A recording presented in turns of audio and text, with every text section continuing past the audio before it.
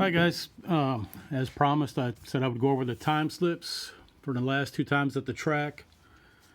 Unfortunately I must have put the time slips for the 24th of September in the wrong spot in I got a little container with dividers in it for all the different cars, and I probably jammed them in the wrong spot. But anyway, this was the 24th of September.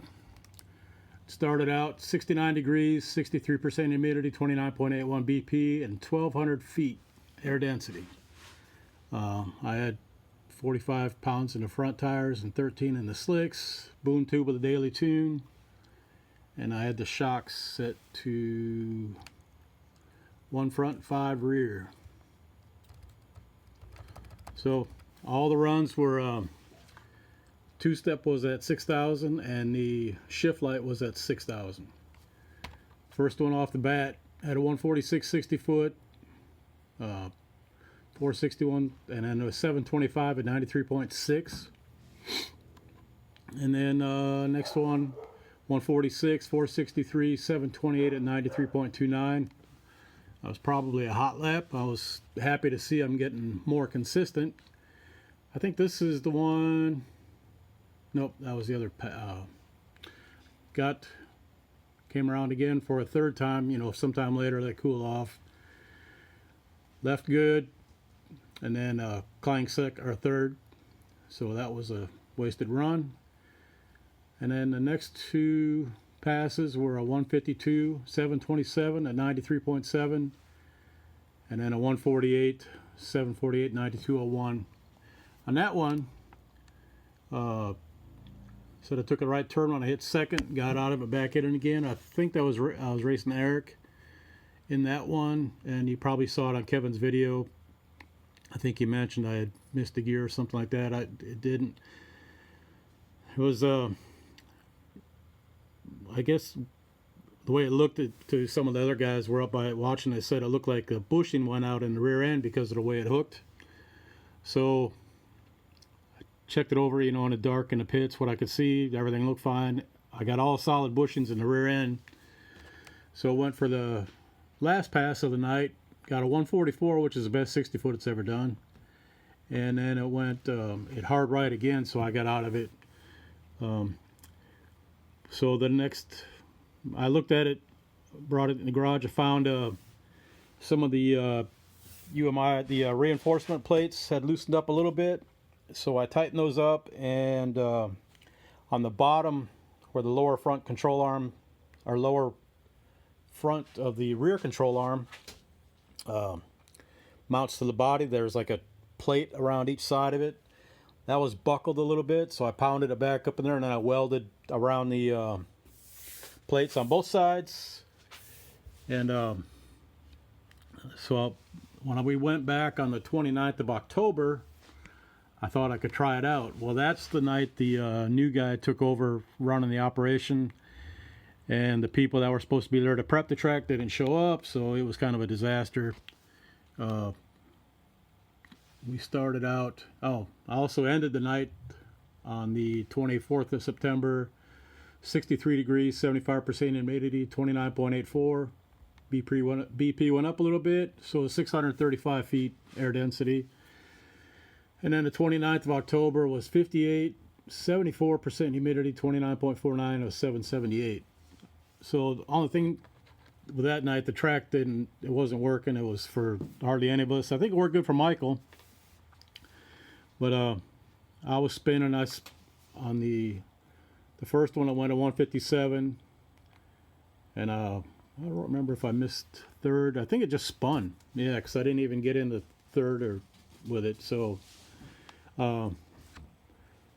second one spun right off the bat, and then the third one I got through all the gears and all that, but then when I got into fourth and was going through the traps, it started spinning the tires again. So I was like, that's enough. I don't want to be spinning the tires at 90 some miles an hour. So I let out of it, and I changed tires, and that was it. 3 passes. So that's usually happens in the fall. When it gets cool at night, the dew drops and the track gets a little damp, the moisture on it.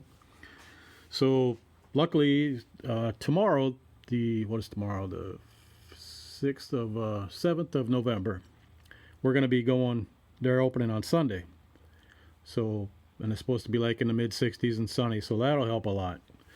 So if I take this, I can find out if my repairs or remedies actually did anything, or if there's something else going on, because all the bushings look good. Like I said, it's all solid bushings. It's Team Z control arms and upper and lowers, and solid, I think, Steeda bushings in the rear end. So it's all good stuff. It's not, you know, the Chinese stuff or anything like that, or UPR. So, and I know my little 300 some horsepower thing ain't breaking Team Z stuff. So hopefully I got it ironed out, and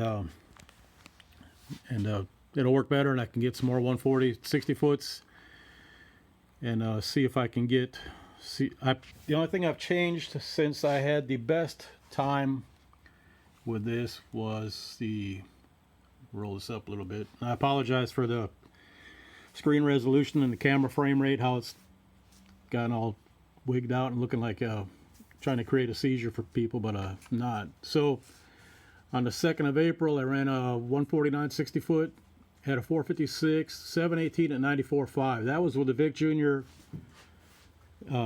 Edelbrock intake, the single plane intake, and then I had the 80 millimeter throttle body. So I still ran mass air, slot meter, and that Edelbrock elbow.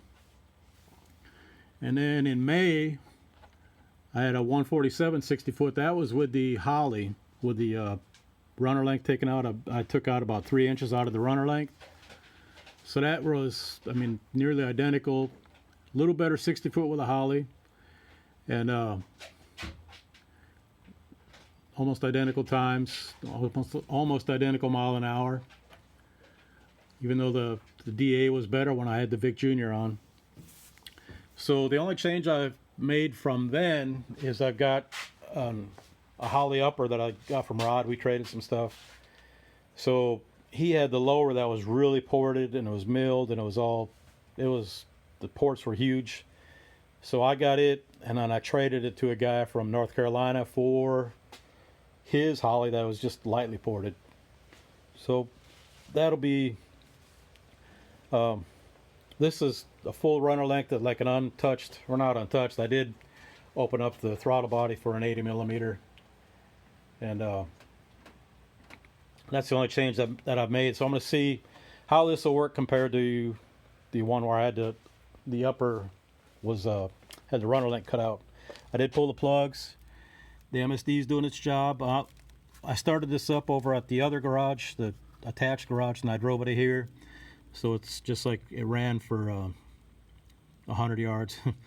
And it's got oil on most of the threads, you can see. So this engine's getting a little tired.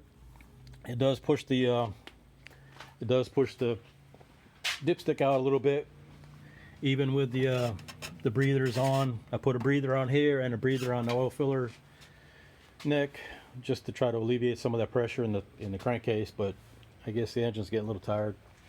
I might get out the short that I got from Rod that came out of that 86, the red car that he's been put the carburetor on. That one didn't have many miles on it. The car sat in a field for most of the years, and so it's basically a showroom engine. So I might try to get that in the car, do a few things with a block, maybe a little bit with the intake, see if I can get more out of it, and see if I can get into the 7.0 range with a stock cam. We'll see. But that's if anything, that's what I'll do with this, just to see what I can do with it. Part of the challenge. So, all right, that was all for the updates on this thing. All right, later, fellas. Appreciate you. Hey guys, I forgot to add this on here. I gotta give another shout out to Richard Sickles up in Alabama. He had a Holly intake he bought or was selling because he's doing some other stuff with his car. So he asked me if I wanted to buy this, and I said yeah. So I bought it, and then he was just going to bring it with him when he came down, like for the next dyno day, whenever we do that. And then he texted me the other day and says, hey, his wife's coming down, if she brings the intake, can you go pick it up from her? I said, heck yeah. So she was coming to Destin for a class or something, so made arrangements. I went down there real early this morning and got it. Super nice lady, gracious enough to bring this in the back of her van. And Richard got it all packed up and looks real clean. So this eventually is going to end up on the Mustang on a short block I've got over here that's getting the old twisted wedges that I used to have on the LTD one that had a 302 little cam and stuff. It's going to be a real mild driver car. But anyway, I just wanted to give a shout out and a thumbs up. Yay! I can't give two right now, but you get the point. Again, for Richard and his lovely wife. I think he said her name was Leanne. Real nice lady. Bringing this down for me. All right, thanks, Richard. Bye.